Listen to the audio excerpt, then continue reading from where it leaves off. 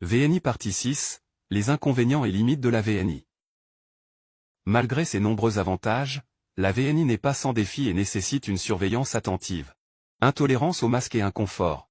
Claustrophobie, la sensation d'être enfermé par le masque peut être très anxiogène pour certains. Fuite d'air, un masque mal ajusté peut entraîner des fuites d'air, réduisant l'efficacité de la ventilation et provoquant une irritation oculaire. Irritation cutanée et escarre de pression, la pression du masque sur la peau du visage peut provoquer des rougeurs, des irritations, voire des plaies, surtout au niveau du nez et du front.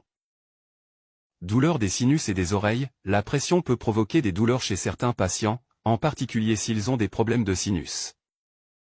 Ballonnement gastrique et aérophagie, l'air insufflé sous pression peut être avalé par le patient, entraînant des ballonnements, des douleurs abdominales et, dans de rares cas, un risque de régurgitation. Sécheresse des muqueuses, le flux d'air continu peut assécher les voies nasales et la gorge, provoquant une gêne et parfois des saignements de nez. L'humidification de l'air est souvent nécessaire.